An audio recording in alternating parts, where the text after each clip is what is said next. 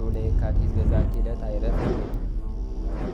ቅዱስ ኤፍሬም መታሰቢያው ነው። በረከቱ ጋራት። በዚችም ዕለት የጴጥሮስና የሶፊያ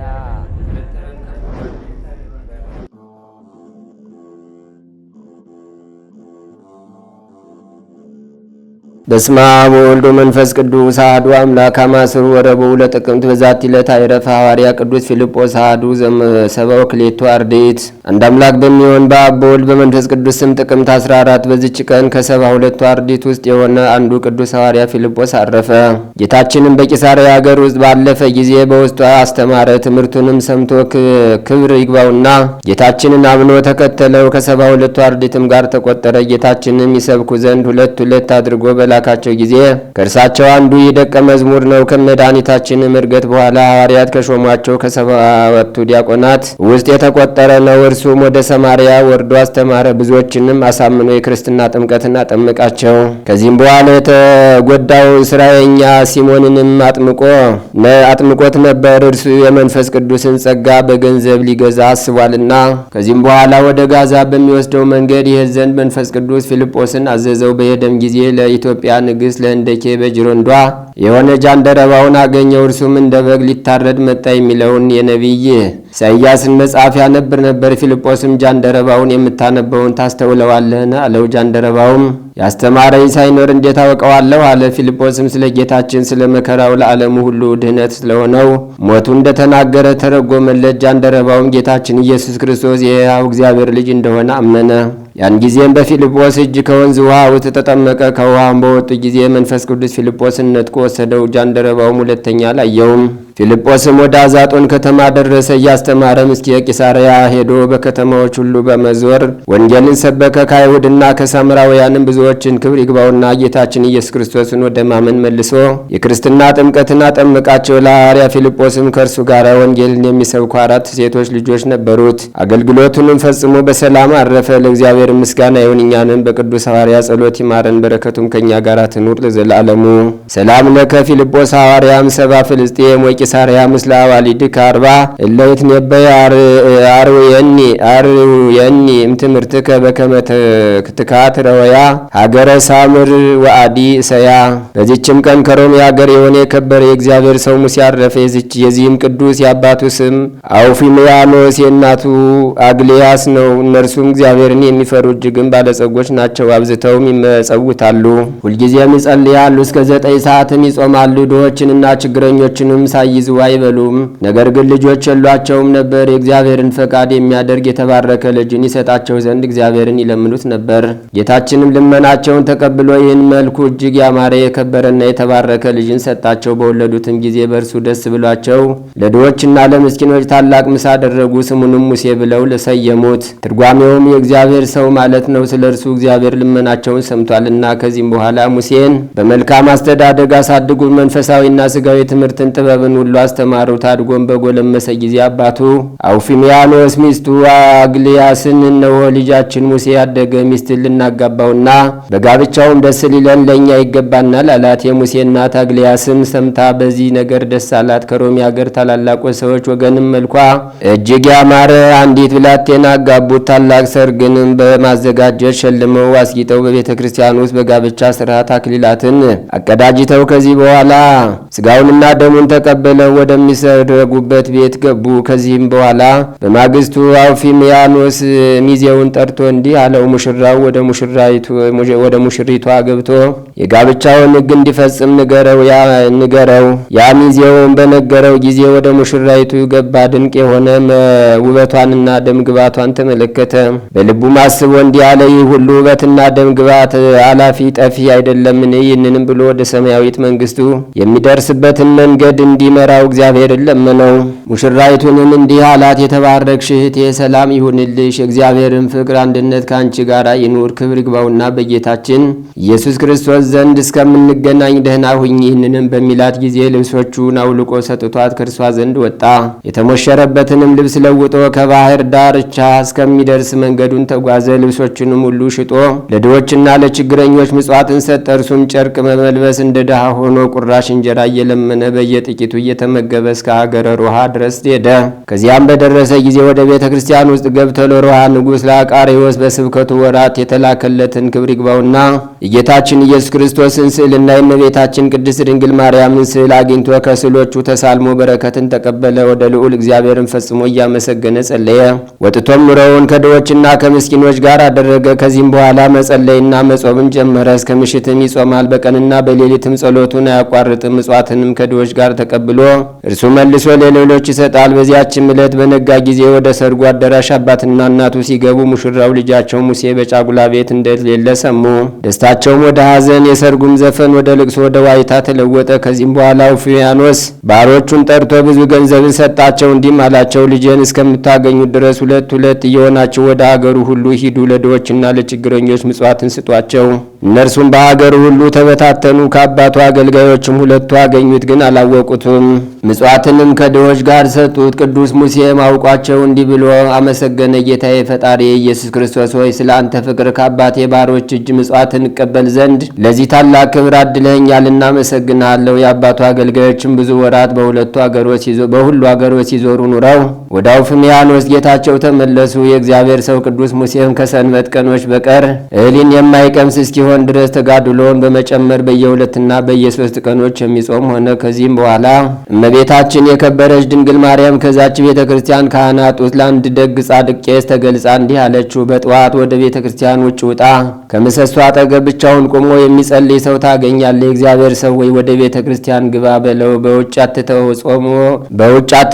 ጾሙ ጸሎቱ በእግዚአብሔር ፊት መዓዛው ጣፋጭ እንደሆነ ዕጣን ተቀባይነት አግኝቷልና። ሲነጋም ያ ቄስ ወደ ቅዱስ ሙሴ ሄዶ የእግዚአብሔር ሰው ሆይ ወደ ቤተ ክርስቲያን ግባ አለው። ሙሴም አባቴ ሆይ በከበረ ቦታ ላይ መቆም የማይገባኝ ኃጢአተኛ ነኝና ተወኝ አለው። ቄሱም ወደ ቤተ መቅደስ አስገባ ዘንድ ከቅድስት ድንግል እመቤታችን ማርያም ወደ አንተ ተልኬአለሁ ብሎ መለሰለት። ወደ ቤተ መቅደስ የሚያስገባው ዘንድ እንዳዘዘችው ነገረው። ከዚህም በኋላ አስገባው። ከዚህም በኋላ የእግዚአብሔር ሰው ሙሴ ወደ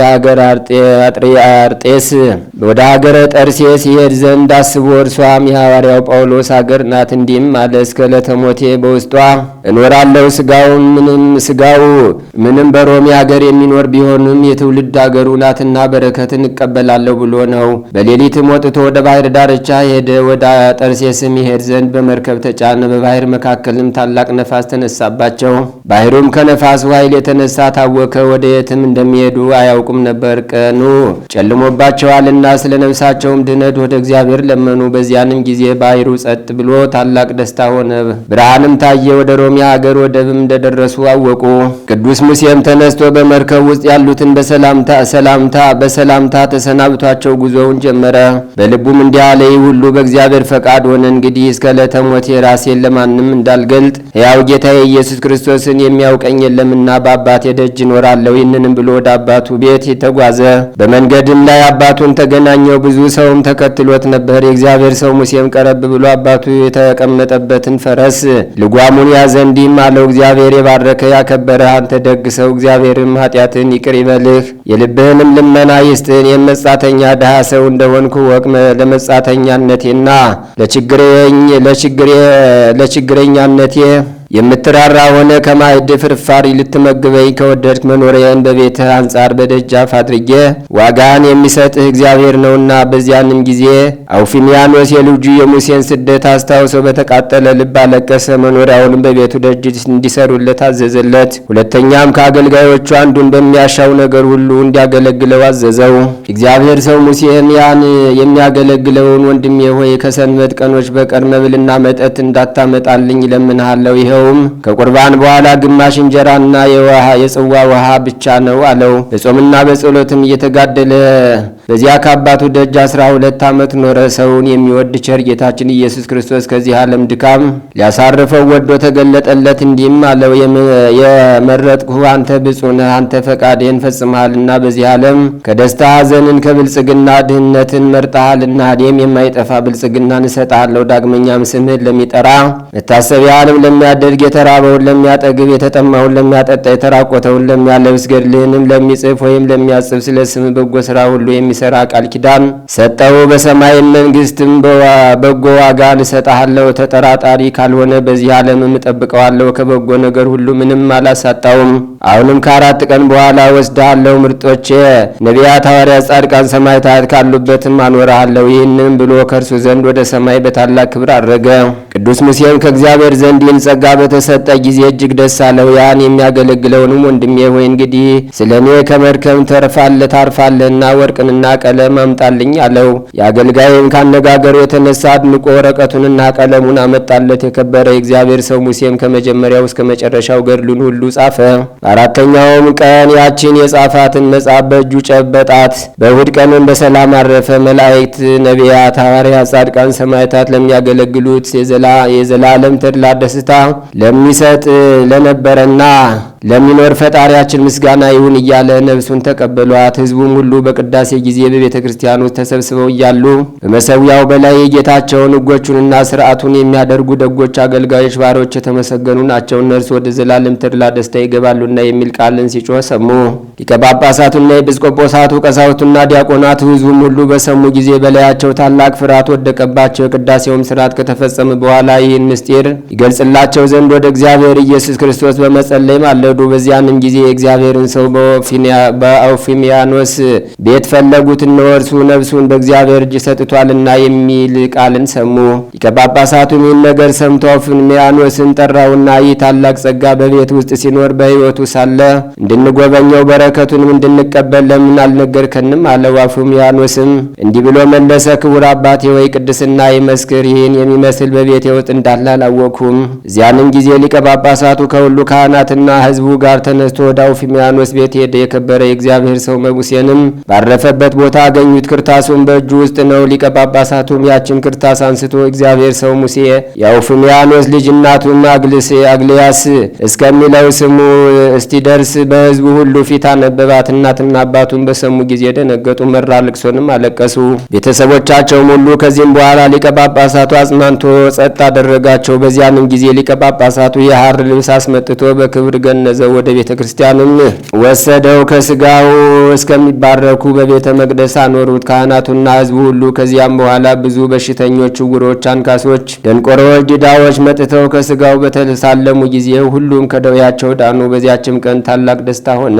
ሕዝቡም በበዙ ጊዜ ልጁን የሙሴን ስጋ ከአልጋው ላይ እንዳይጥሉት አውፊሚያኖስ ፈራ። ብዙ ገንዘብም አምጥተው ይበትኑ ዘንድ አገልጋዮችን አዘዛቸው። ስጋውን ትተው ወደ ተበተነው ገንዘብ ይሄዳሉ ብሎ አስቦ ነበር። ግን ከቶ እንደ ድንኳን ወደ ገንዘብ የሄደም አንድ እንኳን ወደ ገንዘብ የሄደ የለም። ከዚህም በኋላ ስጋውን በታላቋ በሐዋርያት ጴጥሮስና በጳውሎስ ቤተ ክርስቲያን አኖሩ። ከስጋውም ብዙ ድንቆች ታምራት ተደረጉ። ዕውሮች አይተዋልና፣ አንካሶችም ቀንተው ይሄዳሉና፣ ደንቆሮዎችም ይሰማሉና፣ ለምጻሞችም ይነጻሉና፣ ጋንንት ያደሩባቸው ይወጡላቸዋልና፣ ሁሉም ካለባቸው ደዌ ይድናሉና። ለእግዚአብሔር ምስጋና ይሁን። እኛንም በዚህ ጻድቅ ጸሎት ይማረን፣ በረከቱም ከኛ ጋር ትኑር ለዘላለሙ። ሰላም እብል ለዘመርአሁ ገደፈ ወእልታሃ መንፈስ ተአስፈ ሙሴ አጥረ የንጽሐ ድንግልና ትሩፈ ሀበ አምደ ወርቅ ዘላይሉ ስሙ ተጽፈ በኢየሩሳሌም ይድር ወካይ በምዕራፈ። በዚችም ቀን ዳግመኛ የቁስጥንጥንያ ንጉሥ የቴዎዶሲዮስ ልጅ የቅዱስ ገብረ ክርስቶስ የዕረፍቱ መታሰቢያ ነው። ይህም ቴዎዶሲዮስ እግዚአብሔርን የሚፈራ ነው። ሚስቱም በጎ የምትሰራ እግዚአብሔርን የምትፈራ ናት። ስሟ መርኬዛ ነው። እነርሱም ልጅ ስለሌላቸው ያዝኑ ነበር። ወደ ኢየሩሳሌም የሚሄደው ስለትን ተሳሉ። ቸር መሐሪ ወደሆነ እግዚአብሔርም ለመኑ። እርሱም ልመናቸውን ተቀብሎ ይህን ያማረ ልጅ ሰጣቸው። ስሙንም አብድልመሲህ ብለው ሰየሙት። ትርጓሜውም ገብረ ክርስቶስ ማለት ነው። የቤተ ክርስቲያንን ትምህርት ሁሉ የሥጋዊንም ትምህርት አስተማሩት። አድጎ በጎለመሰም ጊዜ የሮሜውን ንጉሥ ልጅ አጭተው እንደ ስርዓቱ አጋቡት። ከሌሊቱ እኩሌታም በሆነ ጊዜ ሙሽራው ገብረ ክርስቶስ ተነስቶ ወደ ሙሽራይቱ ገባ። እጇንም ይዞ ከእርሷ ጋር ቃል ኪዳን አደረገ። ከዚያም የሃይማኖት ጸሎት በአንድ አምላክ እናምናለን የሚለውን እስከ መጨረሻ ጸለዩ። የተሞሸረበትንም ልብስ ከላዩ አውልቆ የግምጃ ልብስን ለበሰ። ወደ ሙሽራይቱ ሂዶ ራሷን ሳማት፣ እንዲህም አላት፣ ተሰነባብተን እግዚአብሔር ካንቺ ጋር ይሁን። እንዲህም እያለ ተሰናበታት። እግዚአብሔር ካንቺ ጋር ይሁን፣ ከሰይጣን ስራ ሁሉ ያድንሽ። እርሷም አልቅሳ ጌታዬ ወዴት ትሄዳለህ? ለማንስ ትተወኛለህ? አለችው። እርሱም በእግዚአብሔር ዘንድ ተውሻለሁ፣ እኔም ጌታዬ ኢየሱስ ክርስቶስን ልከተለው ይሄዳለሁ፣ የአባቴ መንግስት ኃላፊ ነውና። አንቺም መሐላሽን አስቢ አላት። ያን ጊዜ መሐላዋን አስባ ዝም አለች። ለሰርጉም የታደሙት ሁሉ እንደተኙ በሌሊት ወጥቶ ሄደ። ወደ ባህርም ዳርቻ ደርሶ በመርከብ የሚጓዙ መንገደኞችን አገኘ። የዓመት መንገድ ወደሚሆን አርማንያም እስከሚደርስ ከእነርሱ ጋር ተጓዘ። ነግቶ ወደ ሰርጉ አዳራሽ አባትና እናቱ በገቡ ጊዜ ሙሽራውን ልጃቸውን አላገኙትም። ሙሽራይቱንም ልጃችን ወዴት አለ ብለው ጠየቋት። እርሷም እንዲህ አለቻቸው፣ በሌሊት ወደ እኔ ገባ፣ መሐላን አማለኝ፣ ከኔ ጋር ቃል ኪዳን አደረገ፣ ራሴንም ስሞኝ ከኔ ዘንድ ወጣ። እኔም እያለቀስኩ ብቻዬን አደርኩ። ነገሯንም ሰምተው ወድቀው በመጮህ ታላቅ ልቅሶን አለቀሱ። በዚያችን ጊዜ በሀገሮች ውስጥ ሁሉ ልጁን ገብረ ክርስቶስን ይፈልጉት ዘንድ ንጉሡ 500 አገልጋዮቹን ላከ። ለድሆችና ለምስኪኖችም ምጽዋት አድርገው የሚሰጧቸውን ብዙ ገንዘብን ሰጣቸው። ገብረ ክርስቶስ ግን በእመቤታችን በቅድስት ድንግል ማርያም ስም በአርማንያ ሀገር በተሰራች በአንዲት ቤተ ክርስቲያን ደጅ የሚኖር ሆነ። አባቱ የላካቸውን 2 አገልጋዮች ከዚያ ደርሰው ስለ እርሱ መረመሩ፣ ግን ወሬውን ማግኘት ተሳናቸው። ለድሆችም ምጽዋትን ሰጡ። እርሱም ከድሆች ጋር ምጽዋትን ተቀበለ። ከዚያም 15 ዓመት ከኖረ በኋላ እመቤታችን ቅድስት ድንግል ማርያም ለአንድ ቄስ ተገለጸችለት። ቦታውንም አመልክታ እንዲህ አለችው፣ የእግዚአብሔር ሰው ገብረ ክርስቶስን ይዘ ከቤተ ክርስቲያን ውስጥ አስገባው፣ ከውጭ አትተወው። ቄሱም እመቤታችን እንዳዘዘችው አደረገ። ከዚህም በኋላ የተመሰገነ ገብረ ክርስቶስ በሌሊት ተነሳ። ከእመቤታችንም ስዕል ፊት ቆሞ ጸለየ። እንዲህም አላት፣ እመቤቴ ሆይ የተሰወረ ስራዬን አንቺ ለምን ገለጥሽ? አሁንም ወደሚሻለኝ ምሪኝ። ይህንንም ብሎ የእመቤታችንን ስዕሏን ተሳልሞ በሌሊት ወጥቶ ወደ ባሕሩ ወደብ ደረሰ። ወደ ሌላ ሀገር እንዲሄድ ወዶ በመርከብ ተሳፈረ። ግን በእግዚአብሔር ፈቃድ ከአባቱ ሀገር ደረሰ። የአባቱና የእናቱን ባሮች እየናቁትና እየሰደቡት በአባቱ ደጅ 15 ዓመት ኖረ። ሲገቡና ሲወጡም ሽታው እንዳያስጨንቀን ይህን ምስኪንስ አስወግዱልን ይላሉ። ወጭትና ድስትም አጥበው በላዩ ይደፉበታል። ውሾችም እናከሱበትና እንዲበሉት የስጋ ፍርፋሪ ይጥሉበታል። ውሾች ግን ቁስሉን ይልሱት ነበር እንጂ እንደዚህም አብዝተው አሰቃዩት። ከዚህም በኋላ ወደ እግዚአብሔር እንዲህ ብሎ ለመነ፣ ጌታዬ ኢየሱስ ክርስቶስ ወይ ለአባቴና ለእናቴ ባሮች በደል እንዳይሆንባቸው ወደ አንተ ውሰደኝ። በዚያንም ጊዜ ክብር ይግባውና ጌታችን ኢየሱስ ክርስቶስ ስሙን ለሚጠራ መታሰቢያውን ለሚያደርግ ቃል ኪዳን ሰጠው። ከዚህም በኋላ ገድሉን ከመጀመሪያው እስከ መጨረሻው ጻፈ። በእጁም ጨብጦ አረፈ። በእሁድ ቀንም ሕዝቡ ሁሉና ካህናቱ ከሊቀ ጳጳሳቱ ጋር በቅዳሴ ጊዜ ቤተ ክርስቲያን ውስጥ ሳሉ የእግዚአብሔርን ሰው በንጉሥ ቴዎዶሲዎስ ፊት ፈልጉት የሚል ቃል ከሰማይ ሰሙ። በዚያን ጊዜ ሄደው ባረፈበት ቦታ አገኙት። በእጁም ውስጥ የተጨበጠ ክርታስን አዩ። ሊወስዷትም ሽተው መውሰድ ተሳናቸው። በአንድነትም በጸለዩ ጊዜ እጁ ተፈትታ ወስደው አነበቧት። አባትና እናቱም ልጃቸው እንደሆነ አወቁ። ታላቅ ጩኸትም ሆነ፣ መሪር ለቅሶንም አለቀሱ። አክብረውም ቀበሩት። በመቃብሩም በሽተኞችን ሁሉ በመፈወስ ድንቆች የሆኑ ብዙ ታምራትን የሚያደርግ ሆነ። ለእግዚአብሔር ምስጋና ይሁን፣ እኛንም በዚህ ጻድቅ ጸሎት ይማረን፣ በረከቱም ከእኛ ጋር ትኑር ለዘላለሙ። ሰላም ለገብረ ክርስቶስ እንታ እንደ አባሎ በዴዲያቡ አክልብት እስከነ ለሐሱ ቁስሎ አይረፈ ዮም ለእግዚአብሔር ከመሳአሎ ምዳ አግብር ተኮንኖ ወምዳ አይማ ተጽሎ እምድረ ፈጸመ ወሰለጠ ገድሎ። በዚችም ቀን የታላቁና የከበረው አባታችን አረጋዊ ዘሚካኤል የሚባለው መታሰቢያው ነው። ይህም ቅዱስ ከእርሱ ጋር 9 የሆኑትን ቅዱሳን የእግዚአብሔር አገልጋዮችን ወደ ኢትዮጵያ ሀገር እስካደረሳቸው ድረስ በመንገድ የመራቸው እርሱ ነው። እርሱም የዘንዶ ጅራት በመያዝ ከደብረ ዳሞ ተራራ ላይ ወጣ። በዚያም ፍጹም የሆነ የተጋድሎውን ፈጸመ። ክብር ይግባውና ጌታችን ኢየሱስ ክርስቶስም ስሙን ለሚጠራ ለመታሰቢያውንም ለሚያደርግ ቃል ኪዳን ተቀበለ። ከመምህሩ ከአባ ፓኩሚስ ዘንድ እንደተማረ ለልጆቹ መነኮሳት ስርዓተ ማህበርን ሰራላቸው። ከዚህም በኋላ በእግዚአብሔር ቸርነት እንደ ሄኖክና እንደ ኤልያስ ከሞት ገጽ ተሰወረ። ለእግዚአብሔር ምስጋና ይሁን፣ እኛንም በዚህ ጻድቅ ጸሎት ይማረን፣ በረከቱም ከእኛ ጋር ትኑር ለዘላለሙ። ሰላም ለዘሚካኤል ዘተሰሚ አረጋዊ እስመ ሁረቱ በጥበብ ወፍናዊሁ ልባዊ የምስሌው ውረ ዘበአሃዱ ህላዌ። ሰላም ለቅዱሳን ዘተሰናአው ስንናዌ ከመበጸሎት ይሰአሩ ስርዓቶ ለአርዌ። በዚችም ቀን የመራክዋና ከእርሱ ጋር ያሉ ሰማዕታት የዱማቴዎስና የእምራይስ የ431 ሰማዕታት መታሰቢያቸው ሆነ። እግዚአብሔርን በጸሎታቸው ይማረን፣ በረከታቸውም ከእኛ ጋር ትኑር ለዘላለሙ። እንደ አምላክ በሚሆን በአብ በወልድ በመንፈስ ቅዱስ ስም ጥቅምት 15 በዚች ቀን ከኒቆዲሞስ ሀገር ቅዱስ ቢላሞን አሁን በሰማዕትነት አረፈ። በዚችም ቀን የቢላሞን ማህበር የሆኑ የ158 ሰማዕታት መታሰቢያቸው ነው። ዘአቅረብኩ ማሕሌተ ዘኪርያ ይላፈምን ለተጸምዱ ከዘልፈለላ አነብብ ተወከብ ዘንዴቴ መጻፈን ተረሰይ ከግዚኦ ጸዲቀ መበለቱ ኩፈም ኢላ ቡላን ዘተርፈ ነቢያት ቅዱሳን ሐዋርያት ሰባክያን ሰማዕታት ወጻድቃን ወመላእክት ትጓን ደናግል አድዩ መነኮሳት ሄራን ባርኩ ጉባኤ ዛቲ መካን እስከ አረጋዊ ሊቅ ወንዑስ ሕፃን ለዘጻፎ በክርታስ ወለዛ ጻፎን ዘይደርስ ወለዛ አንበቦ ለዘተርጎመ በልሳን አዲስ ወለዘሰማ ቃሎ በዝነ መንፈስ በጸሎተሙ ማርያም አራቂተ ኩሉም ባይ ስቡረ ይማረነ ኢየሱስ ክርስቶስ።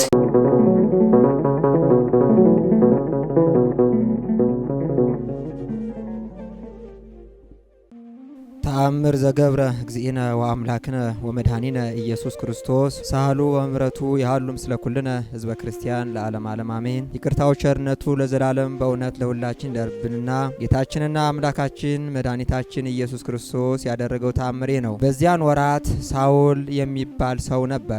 እርሱም በጌታ ኢየሱስ ክርስቶስ ባመኑት ምእመናን ላይ መከራ ያጸናባቸው ነበር። ደቀ መዛሙርቱንም ሁሉ ለመግደል ያሳድዳቸው ነበር። ከዕለታትም በአንድ ቀን ወደ ሊቀ ካህናቱ ሄዶ በክርስቶስ እምነት ያሉትን ወንዶችም ሴቶችም ያገኘውን ሁሉ እያሰረ ኢየሩሳሌም ያመጣቸው ዘንድ በደማስቆ ላሉ ምኩራባት ሁሉ የፈቃድ ደብዳቤ እንዲጽፍለት ጠየቀ። ምእመናንን እያሳደደ የሚይዝበትንም የፈቃድ ደብዳቤ ይዞ ሲሄድ ደማስቆ ከሚባል አገር በደረሰ ጊዜ ድንገት በእርሱ ላይ ከሰማይ የብርሃን ጸዳል አንጸባረቀ። እርሱም ደንግጦ በምድር ላይ የወደቀ ጊዜ ሳውል ሳውል ለምን ታሳድደኛለህ የሚል ቃል ሰማ። እርሱም አቤቱ አንተ ማነህ አለው። ጌታም ከዋልሁበት አላድርም ካደርኩበትም አልውልም የምትለኝ እኔ ናዝሬቱ ኢየሱስ ነኝ። ዳሩ ግን የሾለውን ብረት ብትረግጠው ጉዳቱ የራስህ እንጂ ነው አለው። ጳውሎስም ከቃሉ ግርማ የተነሳ እየፈራና እየተንቀጠቀጠ አቤቱ ምን ላደርግ ዘንድ ይገባኛል አለው። ጌታ ኢየሱስ ክርስቶስም ተነስተህ ወደ ከተማ ግባና ታደርገው ዘንድ የሚገባን በዚያ ይነግሩሃል አለው። ከእርሱም ጋር ቆመው የነበሩ ሰዎች ንግግሩን ይሰማሉ። ነገር ግን በዓይናቸው የሚያዩት ነገር አልነበረም። ሳኦልም ከወደቀበት ተነሳና ዓይኑ ተገልጦ ሳለ ማየት አልቻለም። ሰዎቹም እየመሩት ወደ ደማስቆ ይዘውት ገቡ። በዚያም እህል ሳይበላ ውሃም ሳይጠጣ ለ3 ቀን ያህል ተቀመጠ። በዚያም በደማስቆ ከ70 አርድእት ወገን የሚሆን ሐናንያ የሚባል አንድ ሰው ነበረ። ጌታ ኢየሱስ ክርስቶስም ሐናንያ ሆይ አለው። እርሱም አቤት ጌታዬ እንሆን አለ። ጌታ ኢየሱስ ክርስቶስም ተነስተ ስሟ ቅን በምትባል ጎዳና በቤተሳይዳ የጠርሴስ ሀገር ሰው የሚሆነውን ጳውሎስ የሚባል ሰው ፈልግ፣ እነሆ እርሱ በአሁኗ ሰዓት በዚያ እየጸለየ ነውና አለው። ጳውሎስም እየጸለየ ሳለ ጌታ ሐናንያን ተመስሎ በራእይ ታየው። ወደ እርሱም ገብቶ ብርሃን ያይ ዘንድ እጁን ሲጭንበት ተገለጠለት። ሐናንያም አቤቱ በኢየሩሳሌም በሚኖሩ ምእመናን ላይ ይህ ነው ስራው የነበረው ክፉ ስራ ሁሉ ከብዙ ሰዎች ሰምታችሁ አሁንም በዚሁ ቅዱስ ስምህን የሚጠሩበትን በስምህ ያመኑትንም ምእመናን ወስዶ ያስሩ ዘንድ ከሊቀ ካህናቱ ስልጣን ተቀብሎ መጥቷልና አለው። ጌታ ኢየሱስ ክርስቶስም አንተስ ተነሳና ሂድ፣ ስሜን በነገሥታት አሕዛብ በመኳንንትና እስራኤል ፊት ያስተምር ዘንድ መርጬዋለሁ። ይልቁንም በስሜ ስላስተማረ መከራ ይቀበል ዘንድ ነግሬዋለሁ አለው። በዚያም ጊዜ ሐናንያ ፈጥኖ ሄደ። ወደ ቤት ገባና ወንድሜ ሳውል ሆይ ወደዚህ ስትመጣ በመንገድ ያነጋገረ ጌታችን ኢየሱስ ክርስቶስ ዓይንህ ይበራ ዘንድ መንፈስ ቅዱስም ይመላብህ ዘንድ ወደ አንተ ልኮኛልና በማለት እጁን ጫነበት። በዚያን ጊዜም እንደ ሸረሪት ድር ያለ ከዓይኑ ረግፎ ወደቀለትና ዓይኑ በርቶ ፍጹም ብርሃን አየ። ከዚያም ፈጥኖ ከተጠመቀ በኋላ እህል በልቶ ጸና። በደማስቆም ከደቀ መዛሙርቱ ጋር ለጥቂት ቀን ቆየ። ከዚያም ያለ ማምታታት ያን ጊዜውን ፈጥኖ ወደ ምኩራብና ስለ ኢየሱስ ክርስቶስም የእግዚአብሔር ልጅ እንደሆነ እየመሰከረ ማስተማር ጀመረ። የሰሙትና ያዩትም ሁሉ ይህ በኢየሩሳሌም የክርስቶስ ስም የሚጠሩትን ሁሉ ከዋሉበት አላሳድር ካደሩበትም አላውድም እያለ ሲያሳዳቸው የነበረ አይደለምን? ይልቁንም ከሊቀ ካህናቱ የማሳደጃ ደብዳቤ እያመጣ ምእመናን ወደ ኢየሩሳሌም እየወሰደ የሚያስራቸው የነበረው አይደለምን? በማለት ፈጽመው አደነቁ። ጳውሎስ ግን በደማስቆ ያሉትን አይሁዶች እየተከራከረ ምላሽ ያሳጣቸው ጀመር። ከዕለት ወደ ዕለትም ጸጋ እግዚአብሔር እየጨመረለት ሄደ። ይቅርታውና ቸርነቱ ለዘላለም ይደርብን። የአባታችን የሐዋርያው የቅዱስ ጳውሎስ ረድኤትና በረከት በሁላችን በሕዝበ ክርስቲያን ላይ ጸንቶ ይኑር ለዘላለሙ አሜን። እማማ ኢትዮጵያ በልጆቿ ተስፋ ቆርጣለች። በዚህ ሰላም የላት፣ ከውጭ ሰላም የለ፣ ከቤት ሰላም የለ፣ ከቤተ መንግስት ሰላም የለ፣ ከቤተ ክህነት ሰላም የለ። ያ ኦሮሞ ነው፣ ይሄ አማራ ነው፣ ይሄ ትግሬ ነው፣ ይሄ ወላይታ ነው፣ ይሄ ጉራጌ ነው፣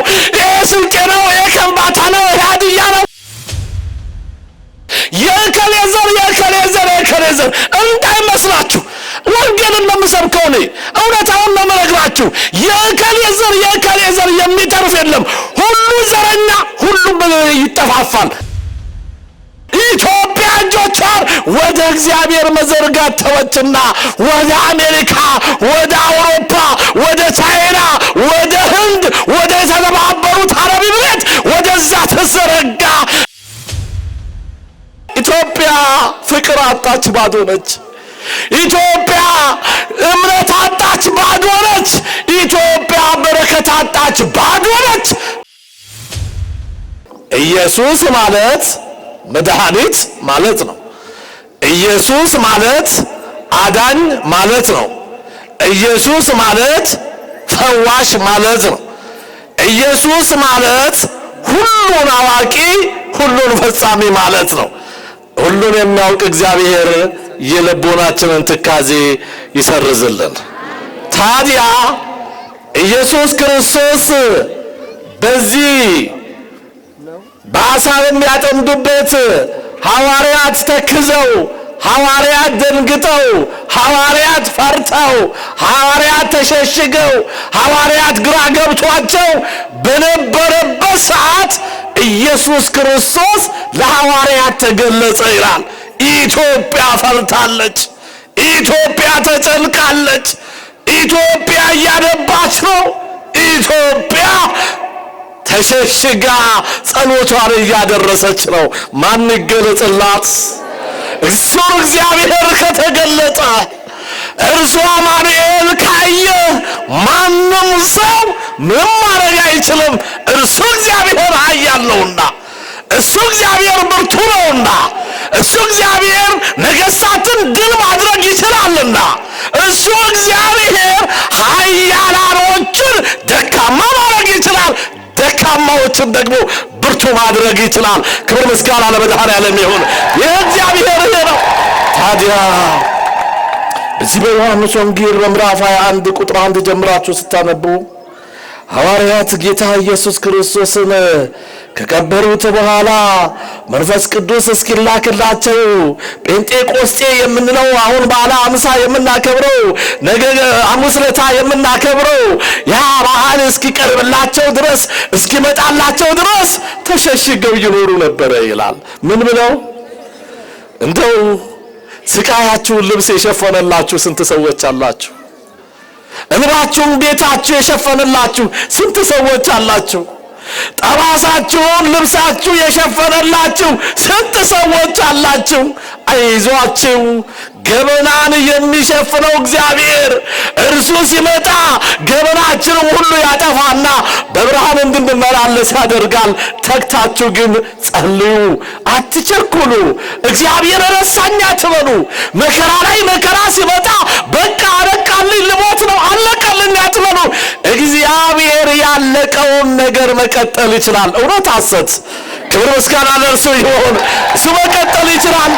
ታዲያ የአይሁድን ፍራቻ፣ የአይሁድን ማስፈራራት፣ የአይሁድን ዛቻ፣ የአይሁድን ጦር፣ የአይሁድን መሳሪያ፣ የአይሁድን ሰይፍ ፈርተው ሐዋርያት ደቀ መዛሙርት ተደብቀው ሳለ በማታ ይወጡ ነበረ ይላል። መቼ ይወጡ ነበረ?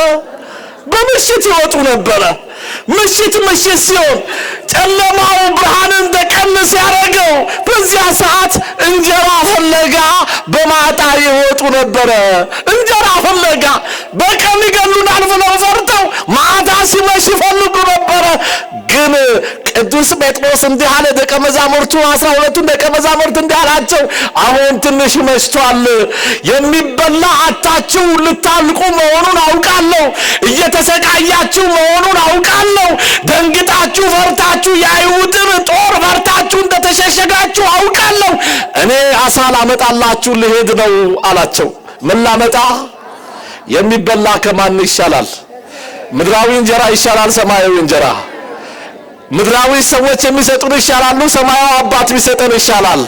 የሚገርማችሁ የሱ እንጀራ አይሻግትም። የሚገርማችሁ የሱ እንጀራ ከመሶብ አያልቅም። የሚገርማችሁ የሱ እንጀራ ጎተራውን እንደሞላ ሁልጊዜ ትኩስ ትኩስ ነው። የሚገርማችሁ የሱ እንጀራ ሁልጊዜ በሽታ ብቻ ነው የምንጠግበው።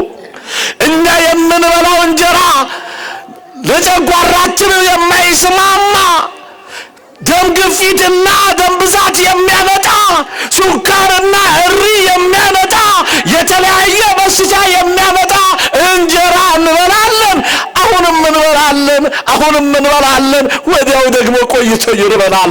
እሱ የሚሰጠው እንጀራ ግን ዘላለም የሚያስርብ ነው። ክብር ምስጋና ለእርሱ ይሁን። ዘላለም የሚያስርብ እንጀራ ይሰጠናል። ታዲያ እንጀራ የሚበላ ላመጣ አሳ ላጠምድ ልሄድ ነው ብሎ ሲነግራቸው ስድስቱ አብረው እኛም እንሄዳለን፣ እባክህን አስከትለን፣ እኛም ካንተ ጋር እንሄድ፣ አሳ ማምጣት እንፈልጋለን አሉ። በጨለማ ወጡ። አሳው የሚገኝበት ባህር ላይ መረባቸውን ወረወሩ። ነገር ግን ሌሊቱን ሙሉ ቢወረውሩ አንድ አሳ በመረባቸው ሊገባ አልቻለም። አንድ አሳ 12 ሰዓት ሙሉ ወረወሩ። ደከሙ፣ ጉልበታቸው አለቀ፣ የነበረው ፍላጎታቸው ተሟጠጠ፣ ህልማቸው አለቀልን አሉና ተስፋ ቆርጠው ንጋት ሲሆን ተስፋ ቆርጠው ቁጭ ብለው ሳለ አባታቸው መመኪያቸው ተስፋቸው ኢየሱስ ክርስቶስ ወደ እነርሱ መጣ ይላል። ተስፋ በቆረጥን ሰዓት የድንግል ልጅ ኢየሱስ ክርስቶስ ወደኛ ይድረስልን፣ አይዟችሁ ይበለን። ተስፋ ቆርጣ ኢትዮጵያ፣ እማማ ኢትዮጵያ በልጆቿ ተስፋ ቆርጣለች። እማማ ኢትዮጵያ ሰላም ታሳረባለች። እማማ ኢትዮጵያ አባት ልጁን እየገደለ እናት ልጇን በዚያ በተኛበት በትራስ እየገደለችው ኢትዮጵያ ተጨነቀች። በዚህ ሰላም የላት፣ በዚህ ሰላም የላት፣ በዚህ ሰላም የላት። ከውጭ ሰላም የለ፣ ከቤት ሰላም የለ፣ ከቤተ መንግስት ሰላም የለ፣ ከቤተ ክህነት ሰላም የለ። ኢትዮጵያ ተጨንቃለች። አማኑኤል ከጭንቀቷ ይገላግላት። እውነት ወገኖቼ፣ ወደ እርሱ ካልጸለይን፣ ወደ እርሱ ካልመጣም፣ ወደ እርሱ ካልተመለስን እግዚአብሔር አምላክ ምሕረቱና ቸርነቱ ወደ ኢትዮጵያ ማቱን አስወግዶ ምሕረቱን ካላመጣ ሁላችን እየተያዘልን አልቅረው እኮ። እግዚአብሔር ከመተላለቅ ይጠብቀን። ታዲያ መጣና እናንተ አላችሁ፣ አቤት የሚበላላችሁን አላችሁ። አላወቁትም ነበረና ይሄው እኮ ሌሊቱን ሙሉ አሳ ጥምደን አሁን አጥተን ደክሞን ቁጭ ብለናል። ኧረ ምንም አሳ የለንም፣ ኧረ ምንም ሊበላ የለንም፣ ኧረ ምንም የለንም፣ ባዶ ነን። ኢትዮጵያ ፍቅር አጣች፣ ባዶ ነች። ኢትዮጵያ እምነት አጣች፣ ባዶ ነች። ኢትዮጵያ በረከት አጣች፣ ባዶ ነች። ባዶአችንን የሚሞላ ደግሞ እግዚአብሔር ነው። እውነቴን ነው የምነግራችሁ። እስቲ የትናንትና በረከት አለ ቤታችሁ? የትናንትና ፍቅር አለ ሰፈራችሁ? ገሪያችሁ ውስጥ ሰላም አለ? ኤሳ ፍቅርን ኤሳ መረጋጋትን ኤሳ ሰላምን ኤሳ ዋቀዮ ብቻዳ ዋቀዮ ብቻዳ አደራ ዋቀዮ አደራ ገብርኤልኮ አደራ ማርያምኮ ያ ዋቀዮኮ ያ ጊፍቲኮ ያ ጊዮርጊስኮ አያዘራችሁም። ገብርኤልን ናበሉት፣ ያንን እሳት የሚያጠፋውን መልአክ ናበሉት፣ ያንን ውሃውን የሚያቀዘቅዘውን መልአክ ናበሉት። ኢትዮጵያ እንዲህ አይነት ሙሴ ትፈልጋለች። አረ ቄሰ ገበዙን ሰማዕቱን ቅዱስ ጊዮርጊስ ናበሉት። የኢትዮጵያ ገበዝ ያስፈልጋታል። ገበዙ አሸሿል ቅዱስ ጊዮርጊስ። ኢትዮጵያ ታበጽሕ እደዊሃ ኀበ እግዚአብሔር ተብሎ የተነገረላት ኢትዮጵያ እጆቿን ወደ እግዚአብሔር መዘርጋት ተወችና ወደ አሜሪካ፣ ወደ አውሮፓ፣ ወደ ቻይና፣ ወደ ህንድ፣ ወደ የተባበሩት አረብ ኤሚሬት ወደዛ ተዘረጋ። እግዚአብሔር ከኢትዮጵያ ላይ እጁን አነሳ። ይኸው ስጋት ነው። መኖራችን ስጋት ነው። ወጥቶ መግባት አቅቶናል። በልተን በትክክል መተኛት አቅቶናል። ኧረ እጃችሁን ወደ ላይ ዘርጉና አንተ ትሻላለህ በሉት። አንተ ትሻለናለህ በሉት። ያንተ ልምጭ እኮ አያምም በሉት። ያንተ ዱላ እኮ ለአደጋ አይሰጥም በሉት። ኢትዮጵያውያን አትጨካከኑ። ኢትዮጵያውያን አትጨካከኑ። ኢትዮጵያውያን አትገፋፉ። ያ ኦሮሞ ነው፣ ይሄ አማራ ነው፣ ይሄ ትግሬ ነው፣ ይሄ ወላይታ ነው፣ ይሄ ጉራጌ ነው፣ ይሄ ስልጤ ነው፣ ይሄ ከምባታ ነው፣ ይሄ ሀዲያ ነው አትባባሉ። እኛ የተሰራ ነው እኮ በስላሴ አምሳል ነው። እስቲ እኛ እኮ የተሰራ ነው በስላሴ መልክ የተፈጠር ነው። ማን ነው ታዲያ እንክርዳድ የዘራባችሁ? ማን ነው ታዲያ ክፋትን የዘራባችሁ? የትኛዋ እናት ነች ያሳደገችሽ በክፋት? ተው፣ እግዚአብሔር በበረከቱ ይባርከን። ምንም የለንም አሉት። በሎ አላቸው፣ አንሱና በቀኝ በኩል መረባቸውን ጣሉ አለ። በቀኝ በኩል መረባቸውን ጣሉ። የሚፈልጉትን አሳ ሳይሆን ከሚፈልጉት በላይ ሰጣቸው። እጆቻችንን ወደ ላይ ስናነሳ ከምንፈልገው በላይ ይባርከናል። እውነት ሐሰት? አቤት! ወደ ማን ስናነሳ? አባካችሁ እቆይልን፣ ታቆይልን። እስቲ ወደ ማን ስናነሳ? እስቲ ሁላችሁ ወደ አንተ በሉ። ወደ አንተ እጃችንን ስንዘረጋ የሚያስፈልገንን አፍሰን ተቀብለን እንመለሳለን። ክብር ምስጋና ለመድኃኔዓለም ይሆንልን። ወደ እሱ እጃችንን ስንዘረጋ የምንፈልገንን አብሰን እንወጣለን። ታዲያ ሁሉ 153 አሳ በአንድ መረብ ላይ ያዙ። ለዛው ጥቃቅን አሳ አይደለም፣ እጅግ በጣም ለአንድ ሰው አይደለም። አንዱን አሳ ብዙ በልቶ የሚጠግብ አሳ 153 አሳ በዚህ መረብ ውስጥ ገቡ። በኋላ መጎተት እስኪያቅታቸው ድረስ፣ መሸከም እስኪያቅታቸው ድረስ፣ ወደዚህ ማምጣት እስኪያቅታቸው ድረስ ግራ ገብቷቸው ኃይል ያስፈልገናል፣ ጉልበት ያስፈልገናል ሲሉ የኛ አምላክ መድኃኔዓለም ኃይል ላጣውም ኃይል፣ ጉልበት ላጣውም ጉልበት መሆን ይችላልና ጉልበትን ሰጣቸው ይላል። የደከምን ሰዎች ጉልበታችንን እግዚአብሔር ያድስልን። የደከምን ሰዎች ኃይላችንን እርሱ ያድስልን። የተቀማነውን በሀብተ ወልድና ስመ ክርስትና በ80ና በ40 ቀናችን ተሰጥቶ የነበረውን በቅራሜሎን አማካኝነት ኃይል እንድናገኝ ተደርገን የነበረውን ኃይል ያስገፈፍን ሰዎች በፍርሃት ውስጥ ነው ያለነውና ኃይላችንን መድኃኔዓለም ይመልስልን። በኋላ ከበሉ ከጠጡ በኋላ በዚህ ወንጌል በዮሐንስ ወንጌል በምዕራፍ 21 ቁጥር 17 ላይ ጌታ ኢየሱስ ክርስቶስ በልተው መጠጣታቸውን መርካታቸውን ካወቀ በኋላ እንዲህ አላቸው። ጴጥሮስ አለው። አቤት አለ። ጴጥሮስ የሐዋርያት አለቃ ስለሆነ ለአለቃ ነው የተነገረው። አለቃው ጌታን ወዳለው ካለ ሎሌው ደግሞ ጌታን መውደድ ግድ ነውና፣ አለቃው አምላኩን ካከበረ ሎሌዎቹ ደግሞ ቤቱን ማክበር ግድ ነውና፣ የቤቱ አባወራ ኦርቶዶክስ ከሆነ ሁሉ ኦርቶዶክስ ነው። የቤቱ አባወራ ሰካራም ከሆነ ሁሉም ሰካራም ይሆናል። ቤቱ ሁሉ ባይጠጡም በጠጣው ይረበሻሉ። እውነት ሐሰት? ባይጠጡም በጠጣው ይረበሻሉ። የአካባቢው ሰዎች ሰላም ከሆኑ አገር ሰላም ትሆናለች። አሁን ትንሿ ምላስ ነች ዛሬ አገርን እያነደደች ያለችው። ለዚህ ነው መጽሐፈ ምሳሌ ላይ ትንሿ ምላስ አገር ታቃጥላለች አለ። ወገኔ ትንሿ ክብሪት አይደለ ይህንን አገርን እያዘጋጀች አገርን እያነደደች ያለችው እኮ ትንሿ ክብሪት ነች።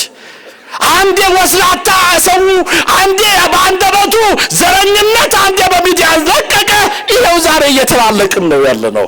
እውነታውን ልንገራችሁ፣ ማንም አይተርፍም። እውነታውን ልንገራችሁ፣ የከሌ ዘር እንዳይመስላችሁ።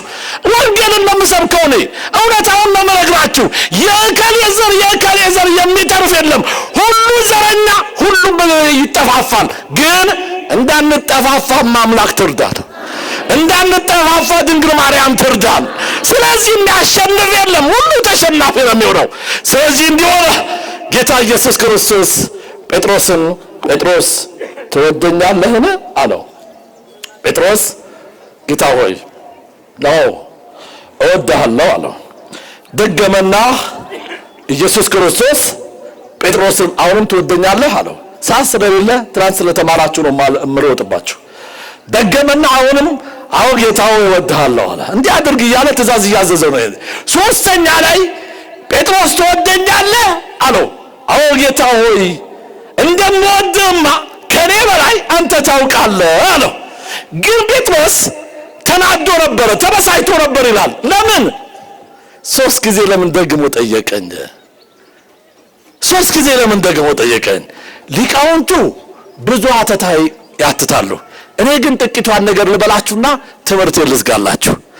ጴጥሮስን ሶስት ጊዜ መጠየቁ ሶስትነቱን የሥላሴ ሶስትነትን ትወደኛለህን የሚል ቃል ሶስት ጊዜ መደጋገሙ አንዱን ሶስት ጊዜ ማለቱ ቃሉ አንድ መሆኑ አንድነቱን ሶስት ጊዜ መደጋገሙ ሶስትነቱን ያጠይቃል ይላል። አንድም ይላሉ ሊቃውንቱ አንድም ጴጥሮስ ዶሮ ሳይጮህ ሶስት ጊዜ ትክደኛለህ ተብሎ ያኔ በመስቀሉ ኢየሱስ ክርስቶስ ሳይሰቀል ዶሮ ሲጮህ ሶስት ጊዜ ትክደኛለህ ተብሎ እንደተነገረው ጴጥሮስ ያንን እንዲያስታውስ ዶሮ ሲጮህ ሶስት ጊዜ እንደካደው በኋላ ከካደው በኋላ ተጸጽቶ አልቅሶ እንደተመለሰ ያንን ሊያጠይቀው ቅዱስ ጴጥሮስን ሶስት ጊዜ ጠየቀው ይላሉ ሊቃውንት።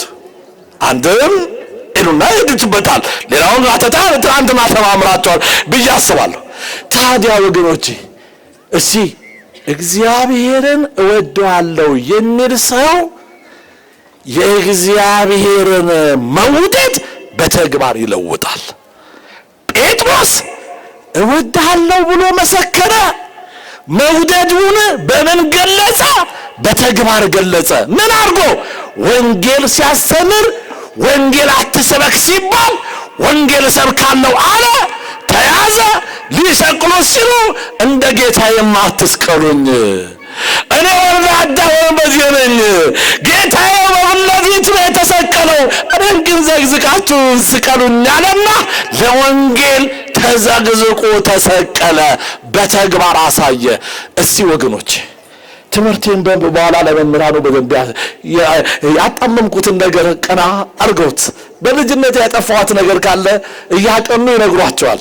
ግን መምህራን እስቲ እግዚአብሔርን እወደዋለሁ የሚል ካለ እስቲ እጆቻችሁን ከፍ አድርጉ። እኔ እግዚአብሔርን እወደዋለሁ እንደምወደው ደግሞ እሱ ያቀኛል የሚል እስቲ ከፍ አድርጉት እጆቻችሁን። እውነት ትወዱታላችሁ? እርግጠኞች ናችሁ? እርግጠኞች ናችሁ? እንደ ጴጥሮስ አትሆኑም? አቤት ቤተክርስቲያንን ትወዷታላችሁ? እማምላክን በሉኝ። ኦርቶዶክሳዊ ተዋሕዶ ቤተክርስቲያንን ትወዷታላችሁ? እስቲ አንድ አቡነ ዘበሰማያት ደግማችኋል። ቤተክርስቲያን ለቤተክርስቲያን ተጨንቃለች። በዚህ ሰዓት ቤተክርስቲያንም አገር ብቻ አይደለም፣ ቤተክርስቲያን ተጨንቃለች። ጸልያችኋል? አቡነ ዘበሰማያት ደግማችኋል? ምን ካረጋችሁ እውነትም እግዚአብሔርን ትወዱታላችሁ። ግን አላረጋችሁ። ውሸታም እንዳትሆኑ አላረጋችሁ። እንኳን እናንተኛ እንኳን አላረግነው እየተነገረን እንኳን አላረግነው። ከዚህ በኋላ ለቤተ ክርስቲያን ጸልዩ። እሺ፣ ለሊቃውንቱ ጸልዩላቸው። እሺ፣ ለአባቸው ጸልዩላቸው። እሺ። ሁለተኛው እግዚአብሔርን የሚወድ ሰው ሶስት ነገር እነግራችሁና አበቃለሁ። እግዚአብሔርን የሚወድ ሰው አንደኛ መከራ ቢመጣ ይታገሳል። መከራ ቢመጣ በሚራል አቤት አቤት አልበላችሁም እንዴ? በኋላ በደንብ ትበላላችሁ። መከራ ቢመጣ ምን ይላል? አይበሳጭም። ምን ይላል? አቤት ይታገሳል። የመተተኛ፣ የአስማተኛ፣ የጠንቋይ፣ የቡዳ፣ የልቅፍት የተለያየ ነገሮች በእናንተ ውስጥ ቢመጡ እናንተ ግን ኃይልን በሚሰጠኝ በክርስቶስ ሁሉን እንዲህ ነው ማለት ያለባችሁ ኦርቶዶክሳውያን። ማምላክን ልንገራችሁ፣ በአንድ ዓመት ውስጥ ነው ድንግል ምስክር ሊቃውንቱ እያሉ ነግራቸዋለሁ። 3-4 ነገር ተደራርቦብኛል። ግን እግዚአብሔር ይመስገን ዛሬ ቆመና በአንድ ዓመት እናቴን አጥቻታለሁ። በአንድ ዓመት የህይወት አጋር ይዛለሁ ብዬ በዚያ ውስጥ የህይወት አጋሬን አጥቻለሁ። በአንድ ዓመት ውስጥ ትንሽ ጎጆውን ቀልሳለን ብለን የሰራነውን ቤት አጥተነዋል። በአንድ ዓመት ውስጥ መጨረሻ ላይ ለአገልግሎት እየወጣው መኪናው ተገልብጦ እግሬ ተሰብሮ በብረት ነው አሁን ያለሁት።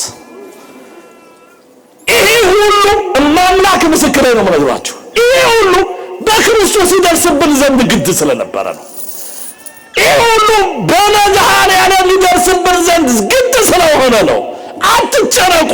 ከእናታችሁ ማህፀን ስትወጡ ባዶ ነው የወጣችሁት። እናታችሁ ማህፀን ስትወጡ ብቻችሁን ናችሁ። እግዚአብሔር ያውቃል። አሁን ብቻችንን ነን አትበሉ።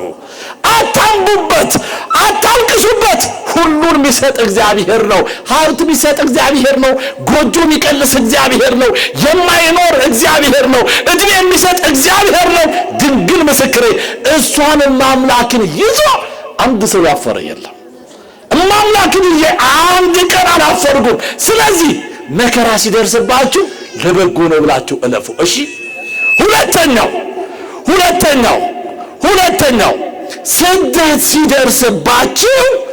ስደት ሲደርስባችሁ በሃይማኖታችሁ ጉዳይ አብሱ። በሃይማኖታችሁ ጉዳይ አንገት ላይ ያለውን ክር በጥስ፣ አንገትሽ ላይ ያለውን ክር በጥሺ። ያለዚያ በጥሼሻለሁ ብሎ ሰይፍ ያነሳ ሰው ቢመጣ አንተ ስጋን መግደል ትችላለህ። እኔ ግን የማመልከው አምላክ ስጋንም ነፍስንም መግደል የሚችል አምላክ ነውና አንገቴን ትቆርጠዋለህ እንጂ ማተቤን አልበጥስም በሉት። አንገቴን ትቆርጠዋለህ እንጂ እሰደዳለሁ። ምክንያቱም መጽሐፍ ብሏልና እልፍ እልፍ እልፍ በሉ። በአንድ ቦታ ሲያሰቃያችሁ ወደ አንድ ቦታ እልፍ እልፍ በሉ ብሏል። ማለፍ ግድ ነው። እልፍ እልፍ ማለት ግድ ነው። ያልፋል። የማያልፍ የለም። እውነት ሐሰት? አቤት! የማያልፍ የለም። ሁሉም ያልፋል። ሐዘን መከራም ይታለፋል። የማጣት ዘመን ሁሉም ያልፋል። ሐዘን መከራም ይታለፋል። ሁሉም ያልፋል። የማያልፍን ምንም የለም። አይዟችሁ። ያስጨነቋችሁ ሰዎች ሲያልፉ ታያላችሁ። እናንተ ቆማችሁ እነሱ ሲያልፉ ታያላችሁ። ማንን ከያዝን ንገሩኝ? ማንን ከያዝን? እናትና ልጅን። ብልጡ ነው። እናትና ልጅን ያዙ። እሺ፣ ብልጡ ነው። ልጅ ብቻ አይደለም ያዝ፣ እናትና ልጅን ያዙ። እናትና ልጅን ያዘ። እማ ራበኝ ስትሏት እኮ እማዬ ከየትማ መታ ታጎርሳለች፣ ትችልበታለች። አባ እንዲህ አይነት ጠላት መጣ ስትሉት አባ ይችልበታል። ጠላታችሁ እግራችሁ ስር ሲወረውር ታዩታላችሁ። ግን ቀን አለው። ምን አለው? አቤት! ሶስተኛው ስደት ቢመጣ ሃይማኖታችሁን እንደያዛችሁ እልፍ እልፍ በሉ፣ ታዩታላችሁ። የመጨረሻው ሶስተኛውና የመጨረሻው ቂም በቀል በልቡናችሁ አይኖር። ምን አይኖር? አቤት! ምን ነፈራችሁ? አትችኝ። ምን አይኖር? ደሞቺ ዘመን ምን ስንታመንን የምንኖርባት ዘመን ነው። ቂም በቀል ምን ያዘው? ስንት ዓመት ነው የምትኖሩት? ታውቁታላችሁ? ከዚህ እንደሄዳችሁ የሚገጥማችሁን ታውቃላችሁ? አምላክን ወራዊ ደሞዝ ብንጠብቅ ሰዎች ወር ደሞዝ እበላለሁ ብለን ኃጢአት እናስባለን፣ ብድር እንበደራለን። ወር ስለመኖር በምን እርግጠኛ ነህ? በምን እርግጠኛ ነህ? ወር አይደለም ዛሬ ሌሊቱ፣ ቀኑ ከፍቷል። ዛሬ ሌሊት ማደራችን እንኳን አይታወቅም። አምላክን እላችኋለሁ በድንግል ማርያም በውስጣችሁ ቂም በቀል አይኖር። እንደ በድንግል ማርያም በአንደበታችሁ ክፉ አታውሩ። እንደ በወላዲተ አምላክ ባዛኝቷ በአንደበታችሁ ስለ ሰውን ሥጋ አትብሉ። በአንደበታችሁ ዝማሬ ብቻ፣ በአንደበታችሁ የቅዳሴ ተሰጥኦ ብቻ፣ በአንደበታችሁ የኪዳኑ ተሰጥኦ ብቻ፣ በአንደበታችሁ ለማህሌቱ እልልታ ብቻ፣ በአንደበታችሁ ለታቦተ ሕጉ እልል ማለት ብቻ፣ በአንደበታችሁ ስለ ክርስቶስ ቅዱስ ቅዱስ ቅዱስ ኃያል እያልን ማመስገን ብቻ ይሁን። ይህንን ካለ ግን እችን ዘመን እናልፋታለን። ማን ያሳልፈናል? ማን ያሳልፈናል? ትወዳኛለህን? ጌታ ሆይ እንደምወድህ አንተ ታውቃለህ። ያስተማረን የመከረን የገሰጸን የአባቶቻችን አምላክ የድንግል ማርያም ልጅ ስሙ የተመሰገነና የከበረ ይሁንልን። አምላካችን መድኃኒታችን ኢየሱስ ክርስቶስ የሰማነውን በልቡናችን ይጻፍብን፣ ከቅዱሳን ረድኤት በረከት ያሳትፈን።